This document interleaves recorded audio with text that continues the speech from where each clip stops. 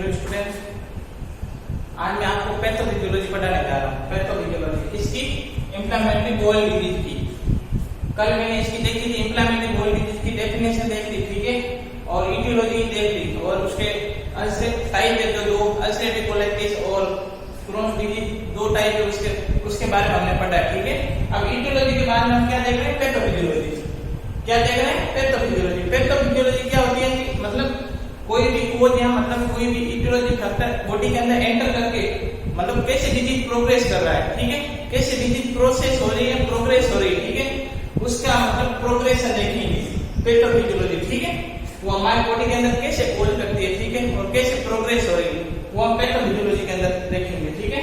देखो पहले due to aetiological factor, देखो due to aetiological factor, aetiological factor कुछ भी हो सकते हैं। मैंने आपको बताया था एंटीजन हो सकता है कोई भी, या कोई एनसेड वगैरह एक्सेसिव एनसेड यूज करती हो, या हॉट स्पाइसी फूड वगैरह, कोई भी कुछ भी जो भी इटियोलॉजिकल फैक्टर है उसके कारण डिजीज क्या हो रही है, कोज हो रही है, ठीक है, उसके कारण क्या हो रहा है, डिजीज कोज हो रही है, ठीक है, वो हमारे बॉडी के अंदर एंटर करेगा, ठीक है। बॉडी के अंदर एंटर करने के बाद क्या होगा? Intense triggers. Intense triggers, triggers क्या होते हैं?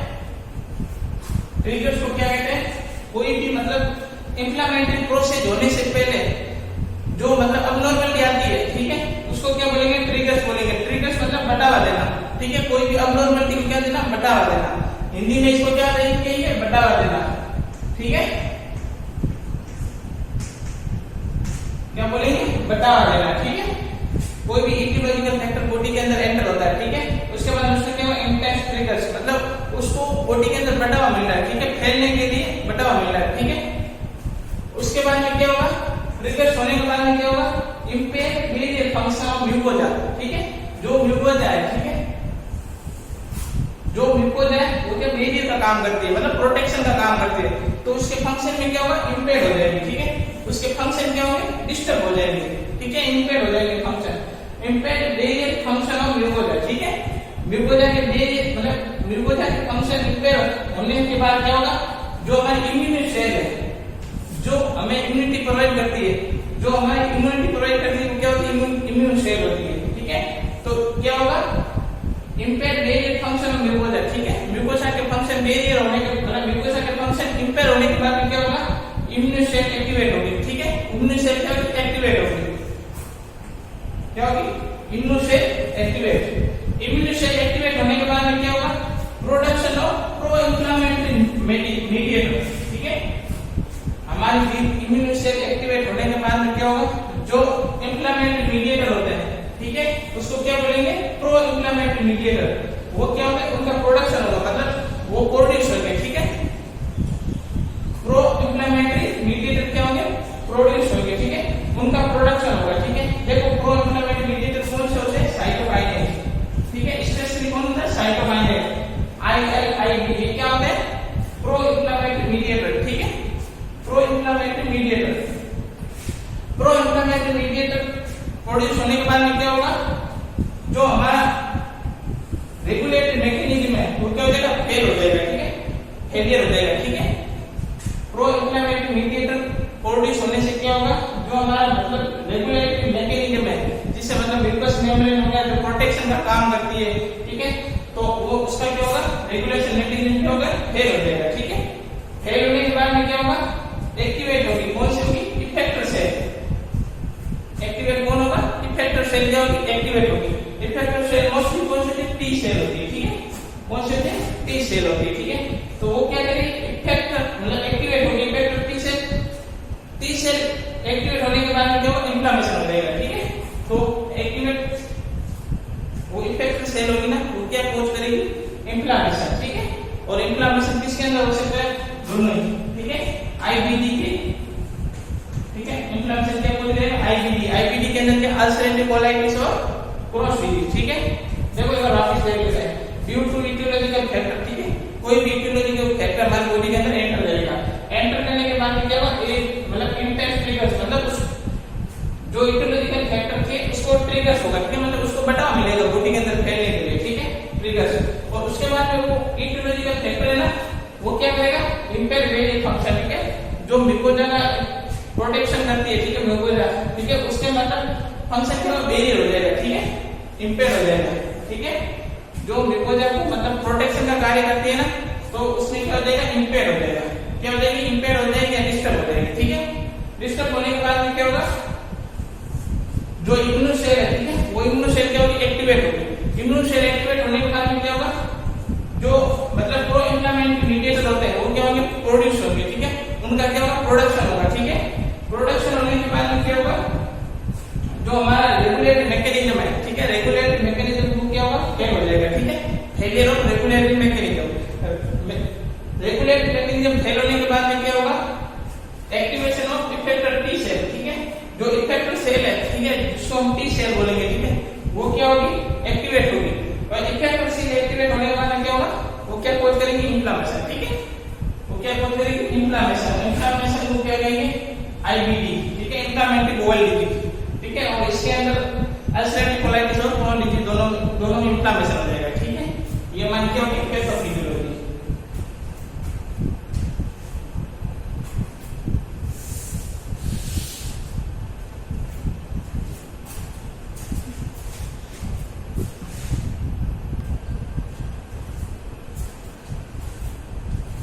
अब हम क्या देखते हैं, क्लिनिकल मैनिफेस्टेशन, क्या देखते हैं, साइन एंड सिम्टम। सबसे पहले देखते हैं अल्सरेटिव कोलाइटिस के, ठीक है, इसके देखना है अल्सरेटिव कोलाइटिस के।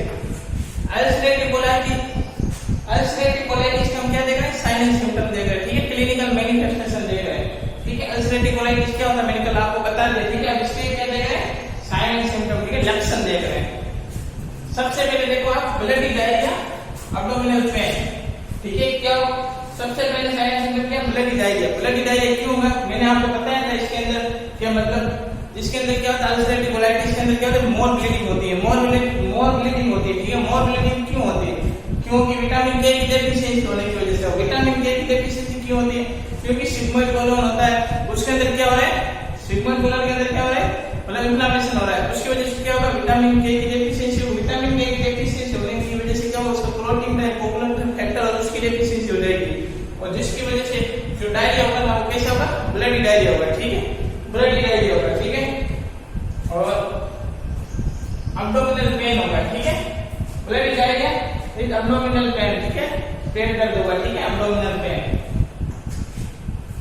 एब्डोमिनल पेन क्यों हो रहा है, क्योंकि उसकी म्यूकस मेम्ब्रेन इंपेयर्ड हो रही है, ठीक है, और पेरिस्थालिक मूवमेंट बढ़ रहा है, ठीक है, इसलिए एब्डोमिनल पेन होगा।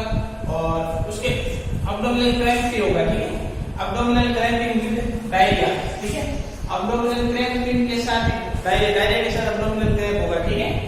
उसके बाद में देखो सीवियर केसेस, मतलब नॉर्मल कंडीशन के अंदर क्या होगा, स्टूल के साथ ब्लड आएगा, ठीक है, स्टूल के साथ ब्लड आएगा। अगर सीवियर केसेस हो, सीवियर कंडीशन हो, तो उसमें क्या हो सकता है, अपसेस और म्यूकस फॉर्मेशन या म्यूकस बर्देनिंग स्टूल, मतलब सीवियर कंडीशन के अंदर क्या होगा, स्टूल के साथ क्या हो सकता है, म्यूकस या अपसेस, अपसेस के अंदर पस भी आ सकती है, ठीक है, स्टूल के साथ पस भी आ सकती है, ठीक है।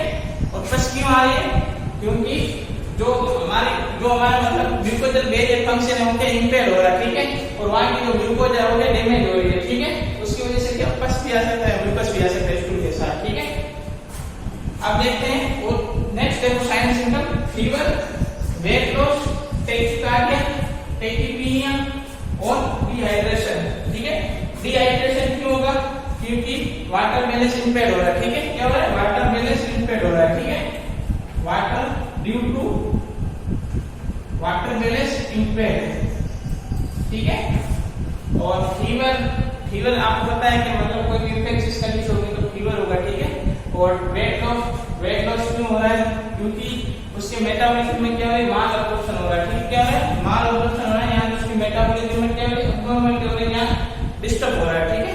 और टैकीकार्डिया और टैकीपीनिया क्यों हो रहा है, क्योंकि हाइपोवोलेमिया हो रहा है, यहाँ क्या हो रहा है, फ्लूइड की कमी आ रही है, हाइपोवोलेमिया हो रहा है, उसकी वजह से क्या हो रहा है, टैकीकार्डिया क्या होगा, टैकीकार्डिया मतलब इंक्रीज हार्ट रेट, ठीक है। और टैकीपीनिया क्या होता है, इंक्रीज रेस्पिरेशन रेट, ठीक है, हमारी रेस्पिरेशन रेट वो नॉर्मल से क्या होगी, ज्यादा हो जाएगी, और टैकीकार्डिया मतलब हमारी हार्ट रेट वो नॉर्मल से क्या होगी, ज्यादा हो जाएगी, ठीक है। ये क्या थे हमारे अल्सरेटिव कोलाइटिस के साइन सिम्टम, ठीक है, अल्सरेटिव कोलाइटिस के साइन सिम्टम देखो।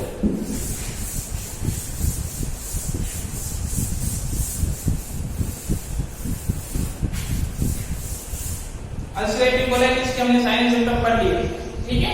अब हम कौन से किसके देख रहे हैं, क्रॉन्स डिजीज के, कौन से, क्रॉन्स डिजीज के, ठीक है। क्रॉन्स डिजीज के अंदर सबसे पहला साइन सिम्टम देखो आप, डायरिया, कोलिकी, एब्डोमिनल पेन, ठीक है। कोलिक क्या होता है, कोलिक मतलब सीवियर ट्रस्ट पेन होता है, ट्रस्ट पेन, ठीक है। ट्रस्ट पेन मतलब है सीवियर, एकदम खतरनाक पेन होता है, दर्द है ना, कोलिक एब्डोमिनल पेन, ठीक है। और डायरिया क्यों हो रहा है, डायरिया आपको पता है कि मतलब उसके जो पेरिस्टालिक मूवमेंट बढ़ रहे हैं और उसकी म्यूकस मेम्ब्रेन इंपेयर्ड हो रही है, ठीक है। उसकी वजह से क्या हो रहा है, डायरिया हो रहा है। और वेट लॉस, वेट लॉस क्यों हो रहा है, क्योंकि ड्यू टू माल अब्जॉर्प्शन, ठीक है। जो अब्जॉर्प्शन है वो प्रॉपर नहीं हो पा रहा है, ठीक है। उसकी वजह से क्या है, वेट लॉस हो रहा है, ठीक है। वेट लॉस हो रहा है, लॉस ऑफ एपेटाइट, ठीक है। और अपसेस फॉर्मेशन परवेड इन रेक्टम, ठीक है। जो अपसेस है ना वो कहां पर, मतलब फॉर्मेशन होंगे रेक्टम के अंदर, ठीक है। और रेक्टम के अंदर क्यों होगी, क्योंकि वहां पर टर्मिनल एरियम के नाम के अंदर क्या हो रहा है, इंफ्लेमेशन फॉर्मेशन हो रहा है, ठीक है। और मैंने आपको बताया विटामिन B12 डेफिशिएंसी, मतलब क्रॉन्स डिजीज के अंदर मैंने आपको बताया कि विटामिन B12 की डेफिशिएंसी होने की वजह से क्या होगा, एनीमिया हो जाएगा। एनीमिया कौन सा होगा, पर्नीशियस एनीमिया, ठीक है। पर्नीशियस एनीमिया होगा, ठीक है। कौन सा होगा, पर्नीशियस एनीमिया, ठीक है। विटामिन B12 की डेफिशिएंसी क्यों हो रही है, मैंने आपको बताया था, क्योंकि इसके अंदर जो अल्सर फॉर्मेशन हो रहे हैं वो कहां हो रहे हैं, टर्मिनल इलियम के अंदर, ठीक है। इलियम का लास्ट वाला पार्ट होता है टर्मिनल इलियम, ठीक है। स्मॉल इंटेस्टाइन का लास्ट वाला पार्ट टर्मिनल इलियम, ठीक है। उसके अंदर क्या हो रहा है, अल्सर फॉर्मेशन हो रहा है, ठीक है, इंफ्लेमेशन हो रहा है। और उसकी वजह से जो मतलब विटामिन B12 इसका सिंथेसिस कहां होता है, इलियम के अंदर होता है, ठीक है। कहां होता है, इलियम के अंदर, ठीक है। तो इलियम के अंदर वहां पर इंफ्लेमेशन होने की वजह से क्या होगा, विटामिन B12 की डेफिशिएंसी होगी, ठीक है। और विटामिन B12 की डेफिशिएंसी होने की वजह से क्या होगा, एनीमिया होगा, ठीक है। और ये मास लाइक स्ट्रक्चर फील होगी, ठीक है। जो मतलब ये क्रॉस डिजीज ये कहां होगी, मतलब इसका पेन होगा कहां होगा, राइट लोअर एब्डोमिनल पेन होगा, ठीक है, राइट लोअर एब्डोमिनल पेन। तो यहाँ पर हम पाल्पेट करेंगे ना तो हमें क्या फील क्या होगा, एक मास लाइक स्ट्रक्चर, ठीक है, मास लाइक स्ट्रक्चर, एक मास लाइक स्ट्रक्चर हमें फील होगी, ठीक है। ये हमारे क्लिनिकल मैनिफेस्टेशन होंगे, अल्सरेटिव कोलाइटिस और क्रॉन्स डिजीज दोनों के होंगे, ठीक है। अलग अलग मैंने पढ़ा है, ठीक है।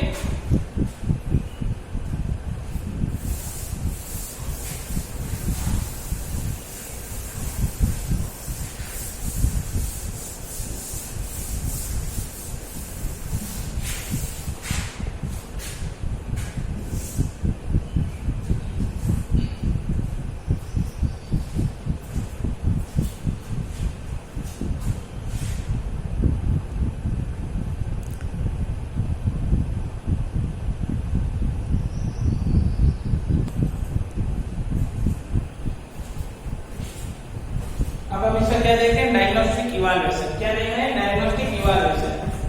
डायग्नोस्टिक इवैल्यूएशन मतलब इसका इन्वेस्टिगेशन देख रहे हैं, ठीक है, जांच देख रहे हैं, ठीक है। सबसे पहले बेरियम इनेमा, सबसे पहले डायग्नोस्टिक इवैल्यूएशन में क्या, बेरियम इनेमा। बेरियम इनेमा क्या होता है कि मतलब जब हम इनेमा इंस्टॉल करते हैं तो इनेमा के साथ क्या करते हैं, बेरियम सल्फेट भी इंसर्ट कर रहे हैं, ठीक है। बेरियम सल्फेट इंसर्ट कर रहे हैं, ठीक है। और बेरियम सल्फेट क्या करेगा, अंदर जाके जहां पर जो इंफ्लेमेटरी जो कंडीशन है, ठीक है, जहां पर अबनॉर्मली वहां पर क्या करेगा, वो चिपक जाएगा, ठीक है। चिपकने के बाद क्या होगा, उसके अंदर जो मतलब विजुअलाइजेशन के लिए जो हम यूएजी वगैरह कर रहे हैं, यूएजी एक्सरे वगैरह कर रहे हैं ना, तो उसमें हमें अबनॉर्मलिटी साफ दिख जाएगी, ठीक है, अबनॉर्मलिटी साफ दिख जाएगी, ठीक है। इनेमा के साथ हम क्या करें, बेरियम सल्फेट इंसर्ट कर रहे हैं, इंसर्ट कर रहे हैं तो बेरियम सल्फेट क्या करेगा, जो अबनॉर्मल कंडीशन वहां पर जाके क्या करेगा, जो इंफ्लेमेटरी कंडीशन है जहां पर जो अल्सर फॉर्मेशन वहां पर जाके क्या करेगा, चिपक जाएगा। चिपकने के बाद में क्या हम उसको विजुअलाइजेशन कर सकते हैं या यूएजी के द्वारा, एक्सरे के द्वारा, ठीक है। सेकंड नंबर सिग्मोइडोस्कोपी, सिग्मोइडोस्कोपी करेंगे, ठीक है, अल्सरेटिव कोलाइटिस के अंदर, ठीक है। अल्सरेटिव कोलाइटिस सिग्मोइडोस्कोपी क्या होगा, इसके अंदर मतलब उसकी स्टडी करेंगे, किसकी करेंगे, सिग्मोइडोलॉजी, ठीक है। और उसके बाद कोलोनोस्कोपी करेंगे, ठीक है, कोलोनोस्कोपी कोलन की जांच के लिए, ठीक है। और ब्लड इन्वेस्टिगेशन, ठीक है, ब्लड इन्वेस्टिगेशन, ब्लड इन्वेस्टिगेशन में हम क्या देखेंगे, सीटीसी काउंट करेंगे, कंप्लीट ब्लड इन्वेस्टिगेशन करेंगे, ठीक है। और इसके अंदर क्या होगा, ब्लड इन्वेस्टिगेशन के अंदर देखो इंफेक्शन हो रहा है तो डब्ल्यूबीसी क्या देखेगी, डब्ल्यूबीसी इंक्रीज मिलेगी, ठीक है। डब्ल्यूबीसी क्या मिलेगी, इंक्रीज मिलेगी। और हीमोग्लोबिन है या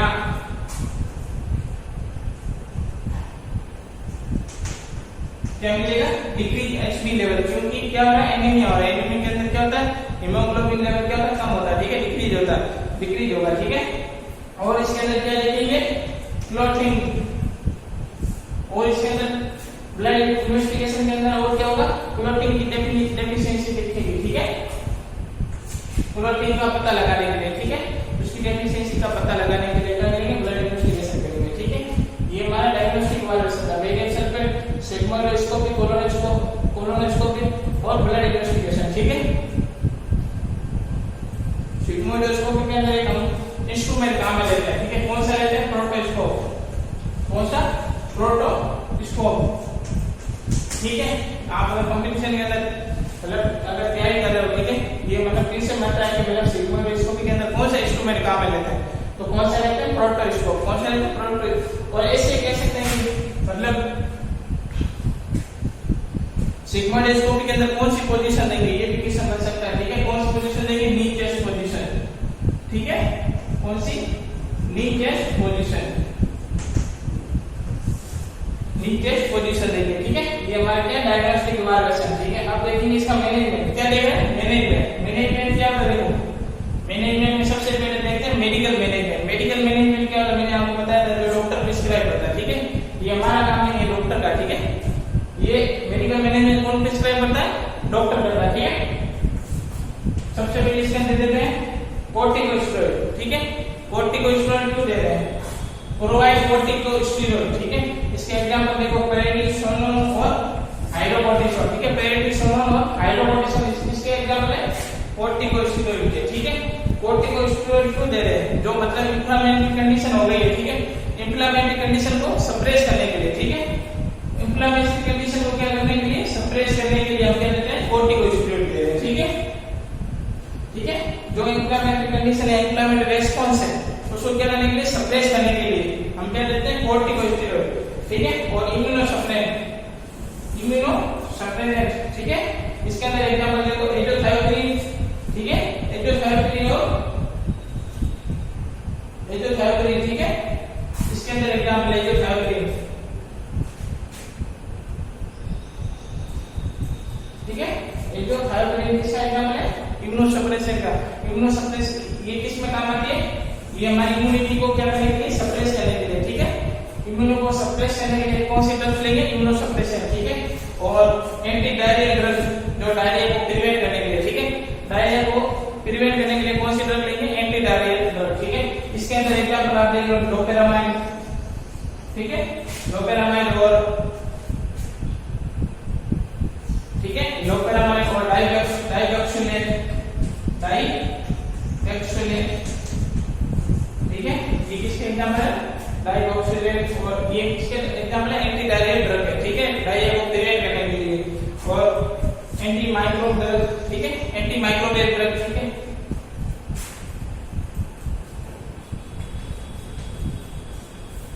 ठीक है, एंटी माइक्रोबियल ड्रग क्यों काम में ले रहे हैं, एंटी माइक्रोबियल जो भी इंफेक्शन की वजह से जो भी सेकेंडरी इंफेक्शन हो रहा है, ठीक है, सेकेंडरी इंफेक्शन को दूर करने के लिए या प्रिवेंट करने के लिए आप कौन सी ड्रग्स काम लेंगे, एंटी माइक्रोबियल ड्रग, ठीक है। इसके अंदर एग्जांपल देखो, मेट्रोनिडाजोल, ठीक है, मेट्रोनिडाजोल, ठीक है, ये किसके एग्जांपल है, एंटीमाइक्रोबियल ड्रग है। मेडिकल मैनेजमेंट में सबसे पहले क्या लेगा, कॉर्टिकोस्टेरॉइड काम में लेंगे। कॉर्टिकोस्टेरॉइड क्यों ले रहे हैं, क्योंकि इंफ्लेमेटरी रेस्पॉन्स को सप्रेस करने के लिए, ठीक है। और सेकंड नंबर में ले रहे हैं इम्यूनोसप्रेस, इम्यूनिटी को मतलब जो इम्यूनिटी रेस्पॉन्स उसको सप्रेस करने के लिए, ठीक है। और एंटी डायरिया ड्रग, डायरिया को प्रिवेंट करने के लिए। और एंटी माइक्रोबियल जो भी सेकेंडरी इंफेक्शन हो रहा है, हमारे इंफेक्शन की वजह से, जो इन्फ्लेमेशन की वजह से सेकेंडरी इंफेक्शन हो रहा है, उसको क्या करने के लिए, प्रिवेंट करने के लिए, ठीक है। ये डायग्नोस्टिक इवैल्यूएशन हो गया, ये मेडिकल मैनेजमेंट हो गया। अब इसका क्या देखते हैं, नर्सिंग मैनेजमेंट,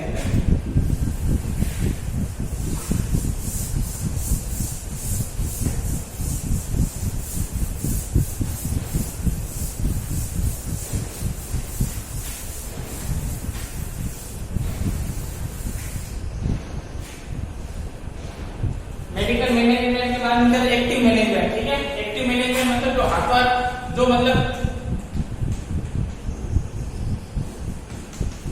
एक्टिव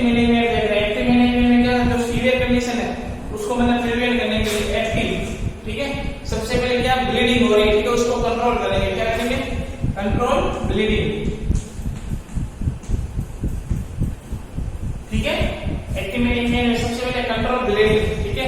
और पेशेंट को क्या रखेंगे, मेंटेन एनपीओ, ठीक है, एनपीओ या एनबीएम, ठीक है, मेंटेन एनपीओ एनबीएम, ठीक है। उसको मुंह के द्वारा, नथिंग पर ओरल या नथिंग बाय माउथ, मुंह के द्वारा कुछ नहीं देंगे, ठीक है। उसके बाद में उसको क्या देंगे, आई फ्लूइड देंगे, ठीक है, प्रोवाइड आई फ्लूइड। डिहाइड्रेशन हो रहा है तो क्या देंगे, आई फ्लूइड देंगे। ये हमारा क्या एक्टिव मैनेजमेंट है। और अगर इसके अंदर देखें तो मतलब डाइट कौन सी देंगे, ठीक है, डाइट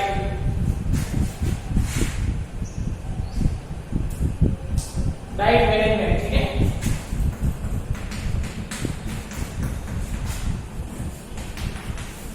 जो इन्फ्लेमेटरी बाउल डिजीज का पेशेंट है उसको डाइट कौन सी देंगे, ठीक है। देखो, लो फाइबर,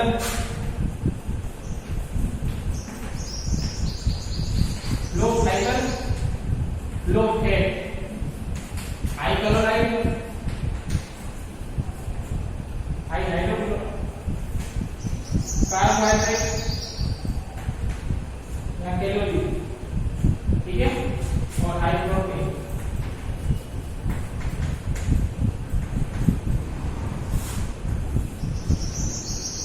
डाइट मैनेजमेंट में क्या होगा, देखो डाइट कौन सी देंगे, क्या देंगे, low fibre, low fat, high carbohydrate, high protein, ठीक है।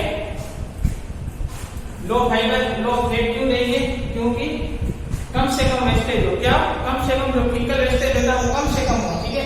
इसकी वजह से क्या देंगे, लो फैट और लो फाइबर देंगे, ठीक है। अगर ये ज्यादा देंगे तो क्या होगा, इसको ज्यादा देंगे तो क्या होगा, हमारा जो पेरिस्टालिस मूवमेंट है वो बढ़ जाएगा, ठीक है। उसकी वजह से वापस डायरिया वगैरह कोज हो सकता है या ब्लीडिंग हो सकती है, ठीक है। और कैलोरी हाई क्यों देंगे, कार्बोहाइड्रेट और प्रोटीन। कार्बोहाइड्रेट हाई क्यों देंगे, उसकी एनर्जी प्राप्त करने, एनर्जी को मतलब प्रोड्यूस करने के लिए, ठीक है, एनर्जी को बढ़ाने के लिए क्या देंगे, कार्बोहाइड्रेट। और प्रोटीन क्यों देंगे, प्रोटीन किसमें काम आती है आपको पता है, रिपेयरिंग के अंदर, ठीक है। उसको रिपेयर करने के लिए, जो म्यूकस मेम्ब्रेन डैमेज हो गई है, ठीक है, रिपेयरिंग के लिए हाई प्रोटीन देंगे, ठीक है। ये हमारा कौन सा डाइट मैनेजमेंट। डाइट मैनेजमेंट के बाद कौन सा देखेंगे, सर्जिकल मैनेजमेंट।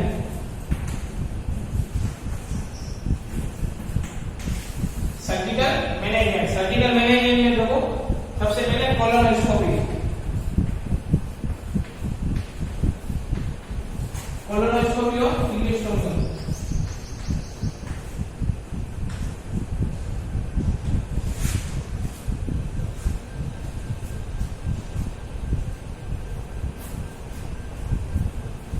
ठीक है। सर्जिकल मैनेजमेंट क्या है, कोलोनोस्टोमी, ठीक है, कोलोनोस्टोमी और इलेक्ट्रोस्कोपी, ठीक है। कोलोनोस्टोमी किसके अंदर करेंगे, अल्सरेटिव कोलाइटिस के अंदर, किसके अंदर करेंगे, अल्सरेटिव कोलाइटिस के अंदर।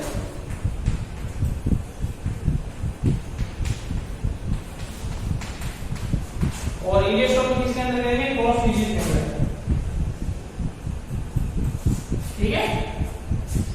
सर्जिकल मैनेजमेंट के अंदर कोलोनोस्टोमी करेंगे अल्सरेटिव कोलाइटिस के अंदर, और इलेक्ट्रोस्कोपी करेंगे क्रॉस डिजीज के अंदर, ठीक है। कोलोनोस्टोमी में क्या होगा,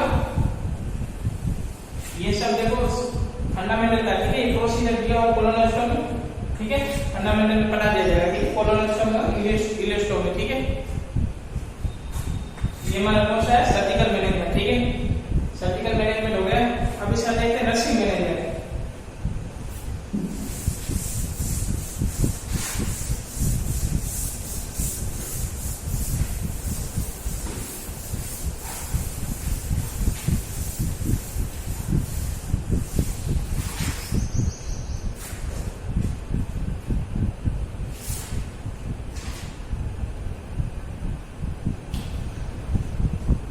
नर्सिंग मैनेजमेंट,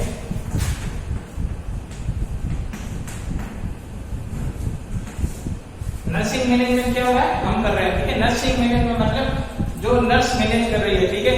जो नर्स होती है वो मतलब जो केयर प्रोवाइड कर रही है, इसको क्या कहेंगे, नर्सिंग मैनेजमेंट, ठीक है। नर्सिंग मैनेजमेंट में हम क्या क्या देख सकते हैं, देखो जो डायरिया हो रहा है, ठीक है, उसको प्रिवेंट करेंगे, ठीक है। उसको प्रिवेंट करने के लिए हम जो भी डॉक्टर ने प्रिस्क्राइब किया एंटी डायरिया ड्रग वो देंगे, ठीक है। अगर आईवी फ्लूइड वगैरह वो दे देंगे, ठीक है, आईवी इन्फ्यूजन दे देंगे, ठीक है।